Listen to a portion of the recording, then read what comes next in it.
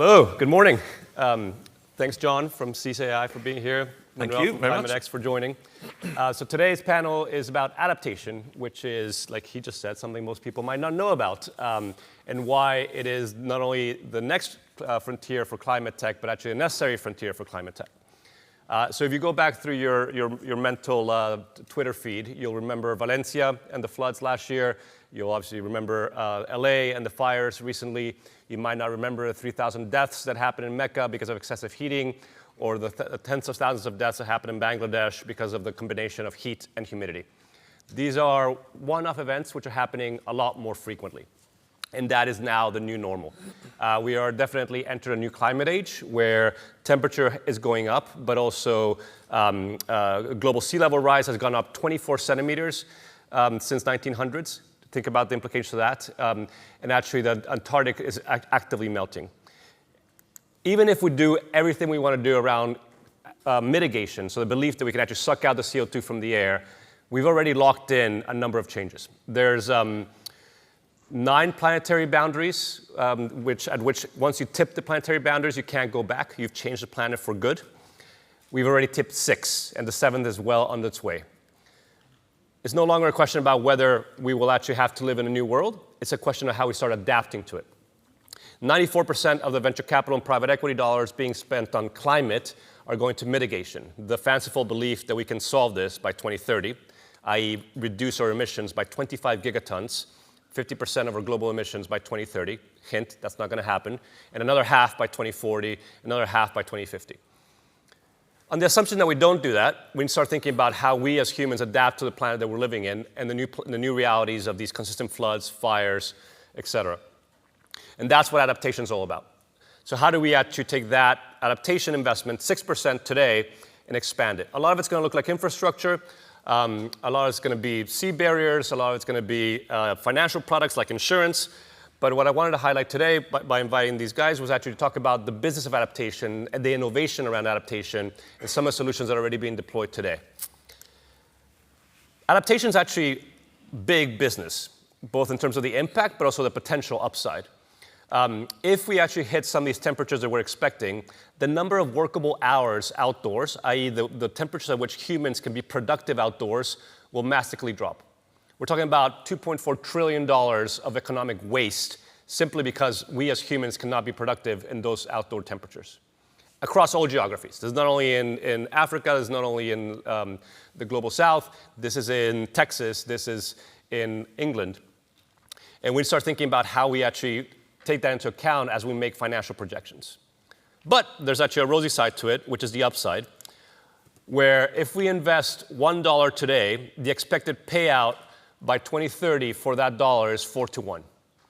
Investing in adaptation today has massive economic upside in both protecting assets, humans, but also ensuring continuity of productivity, ensuring continuity of supply chains and consumption, and ensuring global markets continuing to function. So how do you actually capture this opportunity? And when I invited Climate X and CCAI, I wanted to actually come at it from 2 different ways. One being how you, first of all, measure what the risk is, and 2, how you actually start investing into monitoring and acting upon the infrastructure we already have today before we start thinking about sea barriers and other stuff that we need to build over the next decades to come. Expectation is that we need to invest $1.8 trillion globally per year for adaptation. So if you walk out of something today is, yes, the depressing part, this is the new reality. The hopeful part is this is a huge business opportunity. So let's pass it over. We're going to start, Manuel, on an introduction on yourself, the company, and what you guys actually do. And we can turn off the slides if you can. Excellent. Thank you very much for the opportunity. Nice to meet you all. Manuel Vicente, my background, worked for more than 20 years in banking, financial services, and then pivoted to climate tech. Within the financial services, I was leading sort of transformation and I was leading sustainability, so that helped me pivot into the tech world. What is Climate X about? I'm in charge of the commercial team there, and effectively we do physical risk. So the poor cousin, shall we say, within the climate journey, as we just said a minute ago, Christian. We have the green element and transition risk, and what we do is the physical risk element. Where are we in terms of the sort of cycle as a company? We're Series A company. We've had $24 million invested in the company. Our latest Series A was led by Google Ventures. What sort of team do we have? We have about 70 people. We've got scientists, obviously PhD scientists who know a lot more about this stuff than we do, or I do. We have data scientists, we have tech, and also we have commercial teams. What sort of sector and what sort of clients are we dealing with and are we sort of partnering with? We're working with banks, we're working with real estate, and you can imagine real estate is very core to their investments, and we also work with insurance companies. What sort of product and what sort of SaaS data do we provide? We started off building off physical risk, so the bits that Christian was just explaining a minute ago, which is how does the climate look like in the future, and how do you translate that into actual hazards? Flooding, subsidence, landslides, storms, cyclones. Then we have a building database, and of course, once you've got the building and you've got the hazards in the future, you can calculate the losses on those buildings and the business disruption to that activity. So that's the core product that we started building, which is really about identifying a dollar value to that future climate risk. Working with the real estate, you can imagine they wanted to solutionize a problem. They don't just want to hear about losses in the future. So we built another tool, which is Adaptation, which tells you how much CapEx you need to invest in the building to protect it from future hazards. So that's at downstream. And then upstream, if you think about banks with whom we interact a lot, they don't really deal with assets, they deal with clients. So we build a tool that allows you to, if you give me any name of any private company or listed company, we will find you all of their assets. As I'm sure you can understand now, we've got the whole workflow set up. So you start with a company name, and ultimately you end up with a CapEx requirement that company needs to become resilient in future.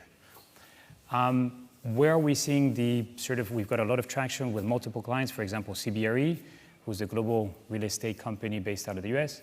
Where do we see the future? We are actually now pivoting because we're seeing those three pillars: insurance companies pulling out of insurance policies, real estate being concerned about the impact to the valuation of their assets and stranded assets, and then banks starting to be concerned about credit.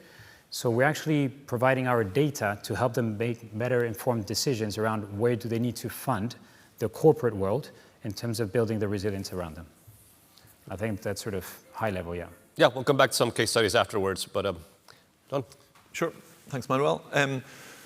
So we sort of pick up a little bit where Manuel left off. So Climate X is very focused on providing management level information to companies to understand what they need to do. We built a business which is very focused on actually doing that particular work. So we're a business that's been in operation since 2018. We pulled together a very strong team, ex-Formula One, won the Formula One World Championships, won 2 America's Cups, and a team that did a lot of work in hedge funds.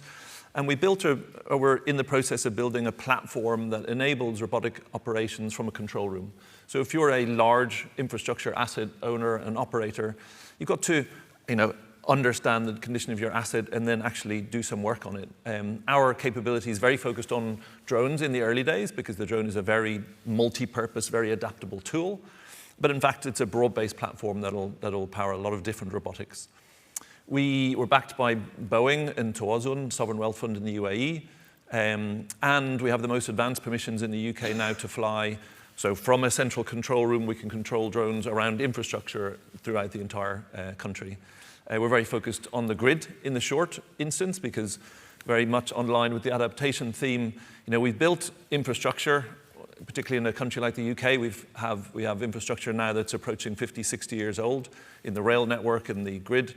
And these assets are starting to fail in very unpredictable and very sort of catastrophic ways.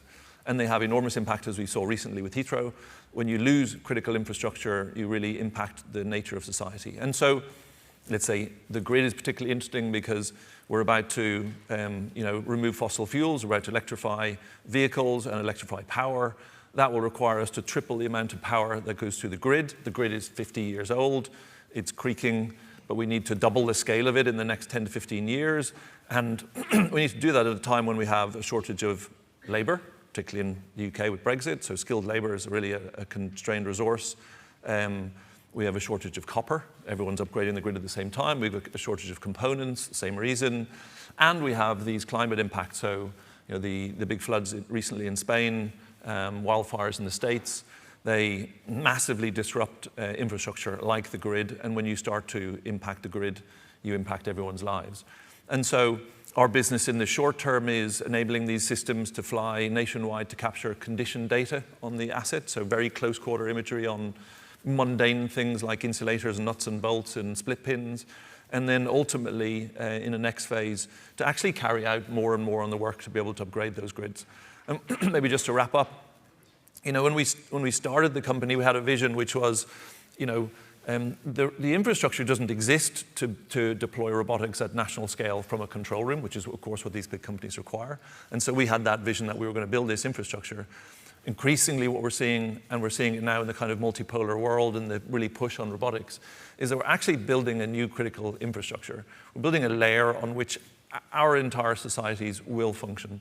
So from transport of people and things through to how our infrastructure is operated and maintained and built over time. And so it's becoming a new critical infrastructure that we really never envisaged at the outset. Yeah, and I think when people think about adaptation or just technology, given the room, right, we think about building new. But here you're talking about the stuff that we have already, the infrastructure we built in 50 years ago that actually powers everything. Yeah. And it's literally creaking. For context, how much does National Grid spend per year on just checking the stuff, the cables, the pylons? So they spend, tens of millions. It's not a huge amount of money. It's about sort of 3-4% of their total expenditure on the actual execution of inspection works. Sorry, how do they do it today, which is the crazy part? Yeah, well, yeah. I mean, there's lots of different ways. Historically, people climbed power lines. Then in the last decades, they've flown helicopters. So you'll see a £10 million helicopter. You'll see them, I guess, throughout your lives in the countryside. Helicopters flying at very low level, stationary beside high voltage power lines. And it's they're carrying a 450-gram camera. They're pumping out 600 kilograms of carbon dioxide while they do that. They've got 2 to 3 people on board, and they're flying near power lines and trees and cables. So when you're flying fast over the top of the grid, the helicopter is the tool of choice today.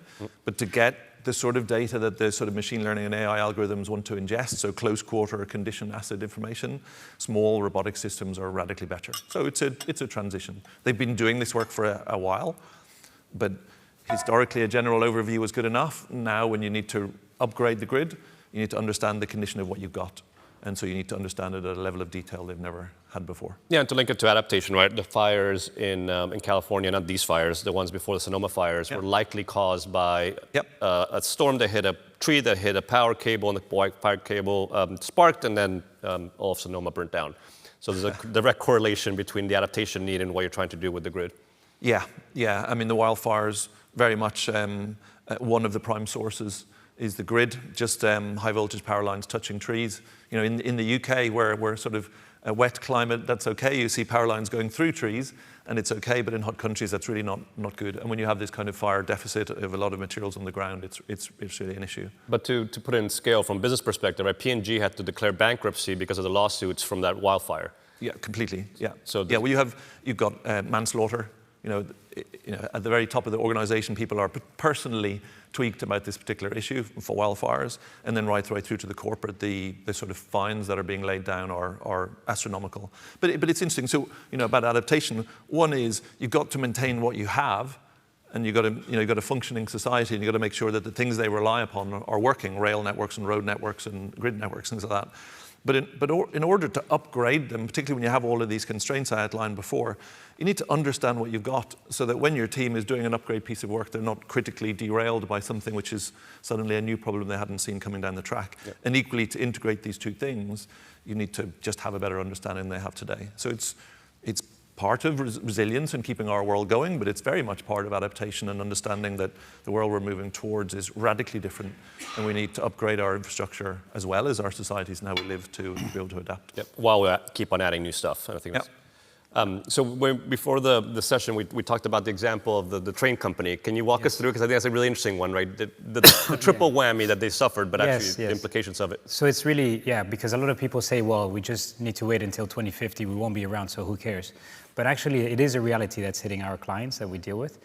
One of them is Stadler. It's a railway company, and unfortunately, they were hit not once, not twice, but 3 times by hazard last year, which meant they were hit by the Valencia floods. There was a storm in France, and then there was flooding in Austria. As a result, they're a listed company. They had to come out in November saying, we're really sorry, but we're not going to hit our profits by the end of the year. And the stock price sort of shot down by 23% within that month. So it's a reality for them, and it's a reality for many clients. We saw Porsche in summer last year, also hit by some flooding impacts on their aluminum provider, and they had to review their profit forecast. So it is really hitting every single day the operations. I'm Spanish, and obviously Valencia flooding hit a lot of sort of localized sort of operations and SMEs. So it is very much of a real problem. And I guess we hope that with our data, we can help people not just look back on historical events, but start looking at the future and embed that within their day-to-day management. Yeah, and we talked about intercorrelated risk as well, right? So the insurance company insures that factory that happens to be in that place, but the factory also has inputs and outputs that are coming in and out. Yes. The stuff that you guys do, looking at the radius around the building. Exactly. Thank you very much for that. Yes. So we've done. He's doing a much better job than I am, obviously. It's explaining the company. But we also do business disruption. So what it means is we look at the power grids that go into the asset. We look at the roads that go into the asset and also the railways. And because we have very granular information around those infrastructure plus our hazards that we apply on them, we're able to calculate the number of down days of that factory, of that logistics center, of that hotel, whatever it is. And that is very valuable to the corporates because then they can decide to invest to make that building or to make that environment much more resilient in the future when they start seeing that, I'm going to make it up, but the PlayStation in Bangladesh for Sony might be down for a month. Well, that's the sort of thing that Sony would be doing something about. So we try to bring it back to life by doing that business disruption analysis also, yes. Yeah, the mudslide miles down the road actually means you can't get your supplies into your factory or your products out. Or your substation a few meters away from your airport might be something you want to look at in terms of the future, yeah. Yeah, the one substation that powers the most busy airport in all of Europe. Yeah, there's another case study. There's one mine in all of the world for quartz that actually powers literally the chip industry. Like that, you need quartz to make the scaffolding, to make the chips. That mine was very safely in the mountains in North Carolina. Nothing was ever going to happen to it. I'm not sure if you would have picked it up on the model for risk. Until the hurricane hit last year and went massively in line and flooded that quartz mine. So that one single point of failure had a massive knock-on effect in one of the world's most critical industries. Probably not something they would have thought about, but seriously, you have one supplier for your most important input. So also start thinking about diversification of your supply chain, not only for geopolitics, but also for climate politics and adapting to that reality. Panama is drying up, the canal. That's actually massively impacted trade, apart from geopolitics around the Suez Canal. So if you look at the shipping routes over the last 18 months, they've all been going south through Africa, adding months and months and costs to global supply chains. And that Panama Canal issue is actually directly correlated to the lake that powers the canal drying up. So when you start digging into it, you start realizing how much this adaptation is already here and how critical it is that we all start thinking about how it impacts our business, but also thinking about the type of innovations from baselining the risk to actually measuring it and acting on it that creates the opportunity. Like I said, 1-to-4 ratio sounds like pretty good to me from an economics perspective.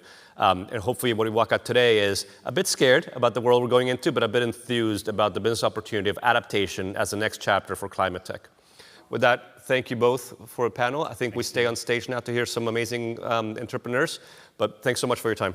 Thanks. Pleasure. Thank you.